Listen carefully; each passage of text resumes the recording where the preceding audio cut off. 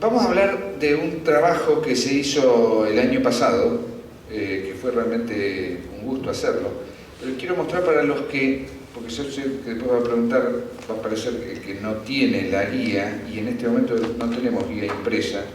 Si uno se mete en Google,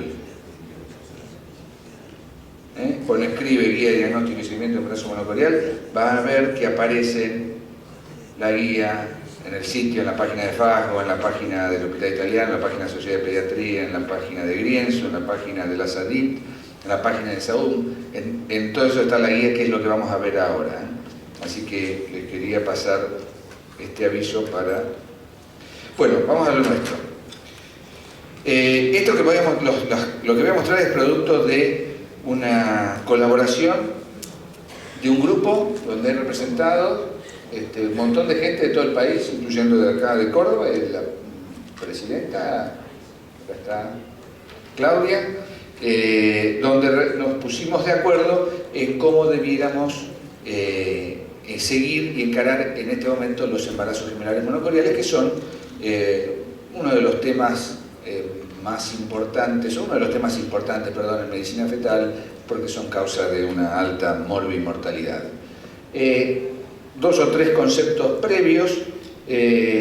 Olvidémonos lo que dicen los libros clásicos de clasificar los embarazos en monocigotas o dicigotas. A nosotros, los que estamos con los pacientes, clínicos, obstetras, ecografistas, lo único que nos interesa es saber, si el embarazo es monocorial o es bicorial. O sea que olvidémonos de la terminología, olvidémonos de escribir en los informes ecográficos si es disigota, es esto. Lo que tenemos que escribir es si está acá o está acá. Y la otra cosa que recordemos es este slide, este cuadro, que es un clásico, que fíjense, esta es la diferencia de mortalidad de acuerdo a la colinicidad. Esta es la mortalidad de los monocoriales y esta es la de los bicoriales. Y lo que tenemos que acordarnos es que, fíjense que si uno separa acá las 24 semanas, de ahí en adelante más o menos la mortalidad, en términos de cuánto le va a aumentar, es parecido, porque las líneas son paralelas. El punto es donde se separan. Entre las 16 y 24 semanas es la principal fuente de mortalidad de estos embarazos. Y ese va a ser 16, 24 semanas, este va a ser el periodo crítico que hay que mirar. ¿Cuáles son las complicaciones de los monocoriales? Globalmente los podemos dividir en condiciones que están presentes desde el inicio del embarazo, monoamnióticos, anomalías genéticas, ya sea génicas, cromosómicas, anomalías multifactoriales, malformaciones exclusivas de los monocoriales, como es el gemelo acárdico acéfalo y como son los siameses, y condiciones que aparecen o se desarrollan durante el embarazo, que son las que fundamentalmente tenemos que ir a pescar: síndrome transfundido-transfusor, el residuo selectivo, cuello corto, secuencia anemia policitemia y la muerte de un gemelo o la cuasi muerte de un gemelo. Y en realidad los dos puntos más importantes es la detección precoz de estos dos problemas: el síndrome transfundido-transfusor y el residuo selectivo, que ayer Mario Palermo nos contó un poco de qué se trataba. Porque entre las dos es alrededor del 30% de los embarazos gemelares monocoriales van a ser una complicación severa, de la cual las principales son estas dos. ¿Y qué pasa cuando un gemelar monocorial se complica? ¿De qué estamos hablando? Bueno, estamos de riesgo. ¿Para qué estamos hablando? Estamos hablando de riesgo de prematurez, pero cuando hablo de prematurez es prematurez importante, prematurez de menos de 28 semanas, menos de 30 semanas, de muerte y de daño neurológico. Y cualquiera combinada, es decir, algunas cosas pueden ser producto, el daño neurológico puede ser producto de la muerte del hermano, la muerte puede ser producto de prematurez, daño neurológico producto de prematurez, pero en realidad estamos hablando de problemas graves. Y antes de entrar en la guía, o para entrar en la guía, recordar algunos conceptos que son los que necesitamos para entender después lo que estamos viendo. Tenemos que tener algunos conceptos básicos en la cabeza de cómo funciona la placenta monocorial y cuáles son los parámetros que nosotros estamos evaluando, porque la placenta es la madre de todos estos problemas que desarrollan los monocoriales. Entonces, obviamente una sola torta placentaria, dos cordones, y hay un territorio vascular de un cordón y un territorio vascular de otro, o sea, de un feto y del otro feto. Y después hay vasos que obviamente van y vienen dentro del mismo territorio placentario, es decir, un vaso que llega acá, se mete, esta es una arteria, se mete en el cotiledón y vuelve la vena para este lado, pero después hay vasos que pasan al otro territorio vascular, que son las anastomosis. Y hay dos tipos de anastomosis. Anastomosis, por ejemplo, de una arteria arterial, es decir, que es bidireccional, la sangre puede ir de un lado para el otro, o después las anastomosis arteriovenosas. Por ejemplo, acá hay una arteria que se mete en este cotiledón y la sangre que sale por vena vuelve al otro territorio. Estas son las anastomosis profundas. Y obviamente estas son unidireccionales, es decir, la sangre hay más presión en la arteria que en la vena, va siempre de un lado para el otro. Entonces, esto, territorio placentario y anastomosis, las tenemos que tener en la cabeza, porque son las dos cosas que vamos a tener que vigilar cuando vigilemos los monocoriales. Entonces, anastomosis y territorio. Si la sangre que va y viene a través de las anastomosis entre la circulación de uno y de otro es equilibrada, y si la distribución de la torta placentaria es más o menos parecida, lo más cercano al 50 y 50 que sea, lo más probable es que tengamos un gemelar no complicado. ¿Cómo hacemos para evaluar y saber que las anastomosis están funcionando bien y que la torta es más o menos parecida? Porque no podemos, no hay Doppler de las anastomosis que vamos a mirar y a ver si decimos funciona bien o no, no podemos medir de cuánto es la placenta que tocó, cuál es la proporción de placenta que le tocó a un gemelo al otro. Bueno, es mucho más fácil, obviamente la mayoría lo sabrá, pero para los que no saben, es mucho más fácil de lo que uno sabe, mucho más fácil de lo que uno imagina. Pero de nuevo, yo tengo que tener idea de qué es lo que estoy mirando. Entonces, ¿cómo evaluamos estas dos cosas? Si yo tengo una circulación o una hemodinamia a nivel de las anastomosis equilibrada, ambos fetos van a recibir una cantidad de sangre parecida y ambos fetos harán una cantidad de pis parecida. Entonces, lo que voy a tener es volumen de líquido amniótico parecido en los dos sacos. Y ahí, mi evaluación de anastomosis es líquido amniótico. Punto. Y si la cantidad de torta que le tocó a cada uno es parecida, lo que voy a tener son crecimientos parecidos. Entonces, líquido amniótico parecido y crecimientos parecidos, estoy en el embarazo no complicado. Y esos son los dos conceptos básicos que tengo que manejar. Y por supuesto, que tenga la anatomía normal, ¿no? Y hoy día le agregamos, porque decir, viene todo muy bien, pero cada tanto o en algún punto le tengo que mirar el cuello, porque puede venir todo muy bien, pero si tiene un cuello corto, bueno, estamos en otro tipo de problemas. Si las anastomosis, la hemodinamia de nivel de las anastomosis se nos descompensa, lo que vamos a tener es un transfundido transfusor. Y si bueno, esto no vamos a entrar en detalle, pero básicamente es una secuencia de oligoamios, es decir, me va a caer el líquido en un saco y me va a aumentar el líquido en el otro saco. Y hoy está muy estandarizado de qué es lo que tenemos que hacer. Está muy estandarizado de cómo es el diagnóstico. Y es una secuencia, ¿eh? Sube el líquido en un lado y baja en el otro. Si me sube el líquido en un lado y no me baja en el otro, debe ser otra cosa. O lo mismo, si me baja el líquido en un lado y el líquido del otro es normal, debe ser otra cosa. Es decir, el síndrome transfundido transfusor es una cosa dinámica de ambos, se descompensan ambos, no se descompensa uno. Y después, bueno, los distintos estadios de Quintero que no importa. Y si tengo una distribución de la torta desigual, lo que voy a tener es una restricción de crecimiento selectivo, que es lo que nos mostró ayer Mario Palermo. Y básicamente es una diferencia de tamaños de 25%, generalmente uno de ellos por debajo del percentilo 10, y es uno más chico que el otro, evidentemente, casi sistemáticamente. Yo hasta ahora no vi ninguno que no tenga una inserción por lo menos marginal de cordón. Y es marginal o velamentosa, es muy frecuente. También es aumentar la frecuencia de arteria umbilical única, pero básicamente es marginal y o velamentosa, siempre el del más chiquitito. Y en general tenemos menos líquido de un lado que del otro, pero porque es todo más chico. Eventualmente puede tener disminuido, pero es todo más chico. Básicamente lo que tenemos es un líquido normal en el normal, y en el otro normal o un poco disminuido, pero comparado con el tamaño del feto en general no hay problema. Pero muy frecuentemente tenemos el Doppler umbilical, que es eso que mostró ayer Mario. Generalmente el Doppler umbilical tiene algún grado de alteración. Y desde temprano, de las 20, 21, 22 semanas. Bueno, atento a esto, es muy importante el seguimiento hoy en el mundo, o por lo menos en el mundo civilizado, se hace muy específicamente tratar de detectar precozmente las complicaciones. Nosotros lo que tenemos, el problema que teníamos es que primero que no detectábamos el monocorial. O sea, el primer paso es de saber que el embarazo doble que tengo delante nuestro es monocorial. Y segundo, ¿cómo lo sigo? Porque de hacer el diagnóstico monocorial significa que voy a tener por lo menos un 30% de chance de tener complicaciones severas. Entonces es fundamental. Y después, ¿cómo lo sigo? Lo cito, le hago una ecografía a las 11 o 12 semanas, después lo cito a las 20. No, porque vieron que estaría salteando el periodo de mayor tasa de complicaciones, cuando empieza a separarse esas dos curvas que nos llevan a una mayor mortalidad.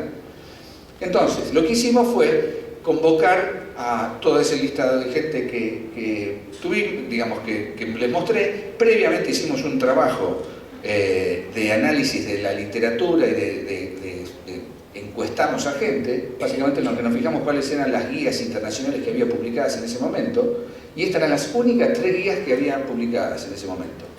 Y esto fue casi concomitantemente. Nosotros hicimos esta reunión en junio y en noviembre salió la nueva del Royal College. Y acababa de salir la de Francia y acababa de salir la de Holanda en el Ministerio de Salud de Holanda, basada en un artículo de Lisbeth Lewin. Pero no había muchas guías. Entonces lo que hicimos fue una encuesta a muchos centros que tienen experiencia en manejo de monocoriales, cómo hacían el seguimiento.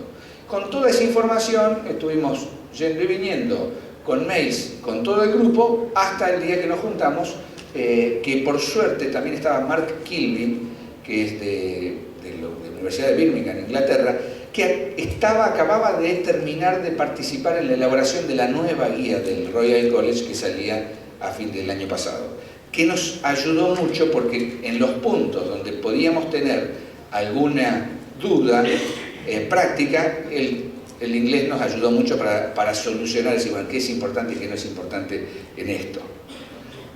Bueno, de nuevo, llamativamente, en una reunión como de 90 personas nos pusimos de acuerdo, en un día liquidamos todo el tema. La guía es básicamente para el seguimiento de monocorial doble biamniótico. Entonces me quedan la mayoría afuera. Bueno, el general monocorial doble biamniótico es más del 99% de los embarazos generales monocoriales. O sea que es para el grueso. Cuando tienen la excepción, esa excepción hay que derivarla. Esa seguro es de especialista, no es de seguimiento general. Y los objetivos de la guía eran mejorar la detección del general monocorial, y poder diagnosticarlo, estandarizar el seguimiento y estandarizar las condiciones que dicen, bueno, yo hasta acá lo sigo, ahora sí que me parece que se me está complicando, lo derivo. Esos son los 3 objetivos de la guía. Y la guía es esto, que lo van a ver, es una portada donde están los objetivos, un esquema del general no complicado, algunas fotos que ayudan para el diagnóstico de corionicidad, bueno, los integrantes del grupo, un glosario, y del otro lado el esquema de visitas y de seguimiento, los contenidos, explicación de los contenidos que acá donde dice MIG, es membrana intergemelar, está explicado en contenidos. Acá están listados los signos de alarma. Cuando yo en mi seguimiento digo, acá tengo un signo de alarma, ahora sí tengo que... Porque esto sería para el ecografista obstétrico general. Y cuando tiene un signo de alarma dice, no, bueno, necesito que lo evalúe algún especialista en medicina fetal. Y los esquemas de las 2 principales complicaciones que les mostré, que son el retardo de crecimiento selectivo y el de transfundido transfusor. Y cómo medir el bolsillo del líquido amniótico. Bueno, fíjense, ya en el cronograma de seguimiento, hay uno del primer trimestre, pero después entre las 16 y 24 semanas son seguimientos cada 2 semanas, hablando de gemelar monocorial no complicado. Y esto de nuevo se consensuó entre todos en base a la evidencia, en base a lo que vimos, en base a lo que está publicado, en base a las experiencias de cada uno, El no complicado se mira cada 2 semanas en ese periodo crítico que vimos, que se acuerdan del esquema, entre las 16 y las 24 semanas.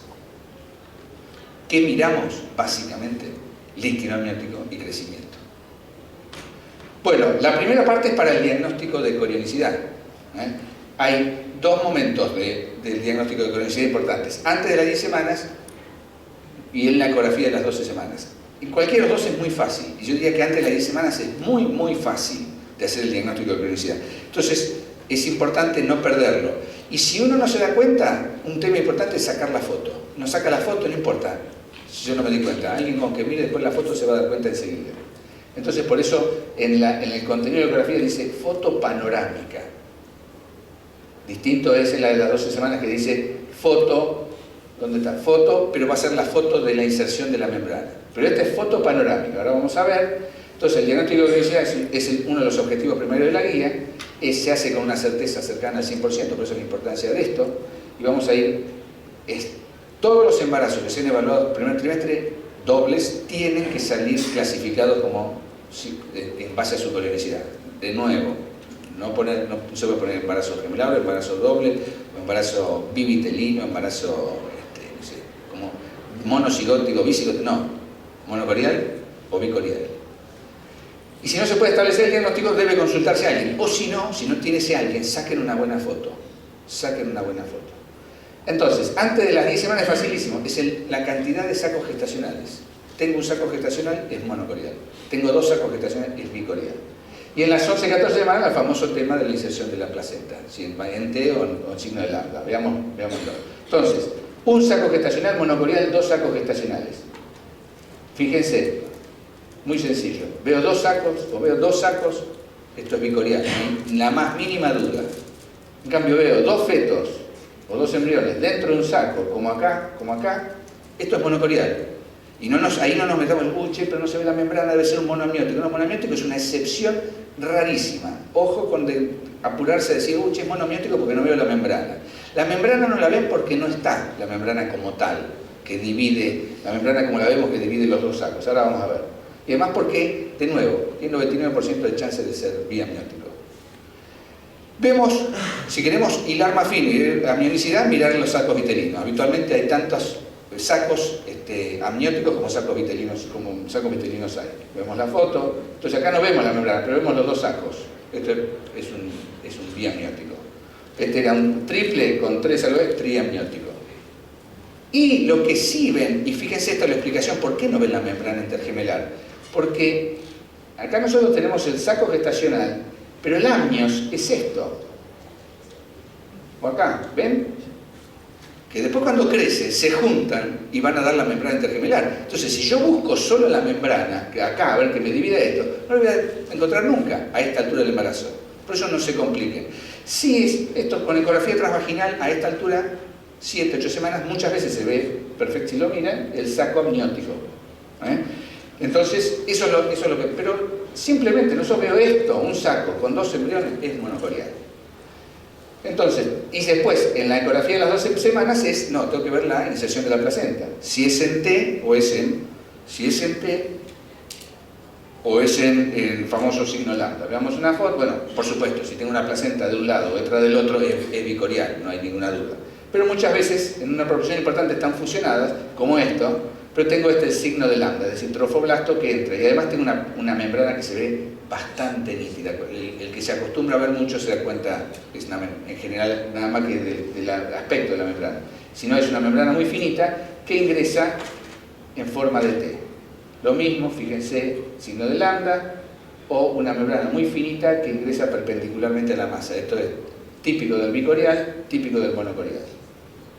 Ingresa en T, monocorial, signo de lambda, eso es bastante fácil. Entonces, primer trimestre, 2 sacos, bicorial. Después, ¿cómo la veo? El bicorial en el 11-14, así. En el segundo trimestre ya es más complicado determinar si por inserción de la membrana, de saber si es bicorial o monocorial. Entonces, lo mismo como se ve en el primer trimestre precoz. Por eso es importante, a veces viene la paciente complicada, 26, 28 semanas, y no sabemos ¿Qué corionicidad? No viene con diagnóstico de corionicidad. Si trae una eco del primer trimestre, una foto, es fácil enseguida darse cuenta el diagnóstico. Bueno, entonces, esta es la parte más importante. Evaluación entre las 16 y 24 semanas, cada 2 semanas, siempre y cuando no esté complicado. Si tengo dudas, si se me está complicando, lo tengo que ver más seguido todavía. ¿Y qué es lo que hay que ver?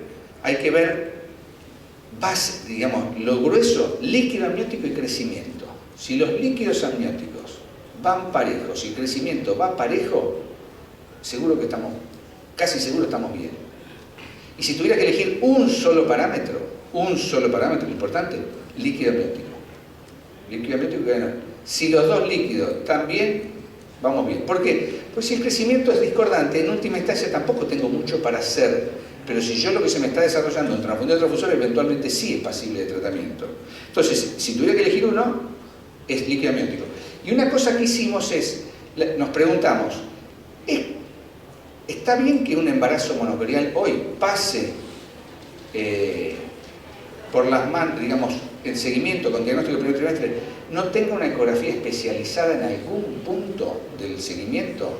Es decir, porque yo puedo tener un ecografista obstétrico básico que fácilmente puede medir si late, si no late, el tamaño, el líquido amniótico, pero por ahí el ecografista básico no puede ni medir el cuello, no puede hacer el Doppler, no puede hacer el Doppler del ducto venoso. Hay muchas cosas que eventualmente puede no llegar a ser el generalista.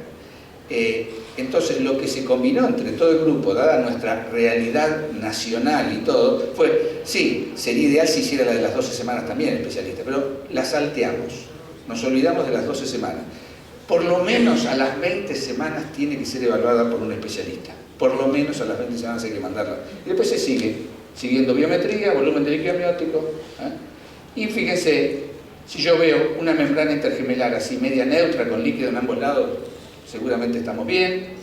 Lo mismo acá, y está estandarizado cómo medir. Se mide bolsillo vertical máximo, perpendicular, libre de partes fetales, libre de cordón, bolsillo vertical máximo. Tiene que estar no menos de 2, no más de 8. Lo mismo acá, una membrana con líquido en ambos lados, perfecto, así se mide, tac, tac, bolsillo vertical máximo. Después esto, fíjense, acá parece que uno tiene esta bolsa, el otro esta bolsa, y sin embargo acá hay un error, porque en realidad está envuelto. Todo el líquido que hay es de este feto. Entonces hay que tener cuidado con eso. En realidad la medición correcta acá es así. Esta es la cantidad de líquido, bolsillo vertical máximo, o lo podría medir acá, y el otro, este es el bolsillo vertical máximo del otro. Esto es un transfundido transfusor. Este es otro transfundido transfusor con un poquito de líquido acá, el resto es del otro. 10 con 1, 1 con 9. Poligramios, oligoamios. Otra cosa que a veces nos ayuda es, si los dos tienen buena vejigas parecidas, es probable que tengan bolsas líquidos amnióticos parecidas. Probable. Pero digo, si yo veo las dos vejigas, quiere decir que posiblemente los dos estén orinando bien. Contenidos, la guía tiene todo el tema de los contenidos. Y bueno, y básicamente también desde el punto de vista conceptual, ¿cómo sabemos que nos está complicando un gemelar? Bueno, acuérdense, gemelos, por definición, es algo que son, digamos, uno dice, estos son gemelos o porque son muy parecidos. Bueno, cuando alguno de los parámetros que estamos evaluando deja de ser parecido el uno al otro, es probable que estemos entrando en alguna complicación. Es decir, en tanto y en cuanto todo se mantenga de gemelos, de lo que el folclore dice de gemelos, es probable que estemos bien. En cuando empiezan a diferenciarse, es probable que estemos entrando en alguna complicación. Entonces, las complicaciones son discrepancia de tamaño, de líquido amniótico, de hemoglobina o de pico sistólico, discrepancia de anomalías, más algunas otras complicaciones de los gemelares. Y todo esto está estandarizado. Discordante para tamaño lo veo en base a la biometría, el otro lo veo en base al bolsillo vertical máximo, el otro es pico sistólico.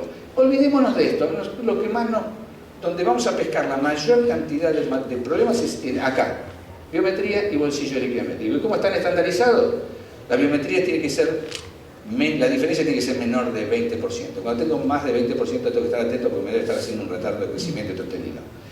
Discordancia de líquido amniótico, tengo que estar en rango. Si tengo más de 8 en uno, menos de 2 en otro, y lo que hizo es un transfundido transfusor. Y lo que tengo son situaciones intermedias, puedo tener 2,5 y 7,5. Bueno, ahí lo que tengo es una discrepancia de líquido amniótico que no voy a esperar 2 semanas para volver a verlo, porque puede ser que esté haciendo la secuencia. Las alarmas, el listado de alarmas en las cuales tiene que verlo un especialista, por ejemplo, un triple, triple o más, corionicidad desconocida, TN aumentada, cualquier anomalía, monoamniótico, etcétera, etcétera, etcétera. Los esquemas de esto, en la guía figura cómo medir el líquido amniótico, y después, finalmente, un punto importante es la recomendación que hacemos al final, último trimestre. Acá de 24 a 28, nosotros seguimos viéndolo en general, cada 2 semanas, pero uno podría, si a las 24 está totalmente normal, podría saltar a las 28, no más de eso. Y si está totalmente normal a las 28, saltar a las 32. Ahora, si está totalmente normal, aún así, a las 32 en adelante lo tengo que evaluar semanalmente, con lo que tenga, ecografía, monitoreo, lo que a ustedes se les ocurra, que vean cómo está la salud fetal de esos 2 chicos. Y, entonces dice 32, 36 semanas, evaluación semanal de salud fetal con lo que tengan. Y considerar la finalización del embarazo alrededor de las 36, 37 semanas. Considerar, quiere decir que si ustedes lo terminaron a las 35, no están cometiendo un sacrilegio, si lo se operaron hasta las 38, no están cometiendo un sacrilegio. Y lo pusimos en esos términos, de alrededor de 36, 37 semanas. No, estos embarazos no pueden ir a las 39, 40 semanas. ¿Ok? No hablamos de la vía, por supuesto. Bueno, entonces en nombre de todo el grupo les agradezco y bueno, cualquier duda dispuesto a contestar. Muchas gracias.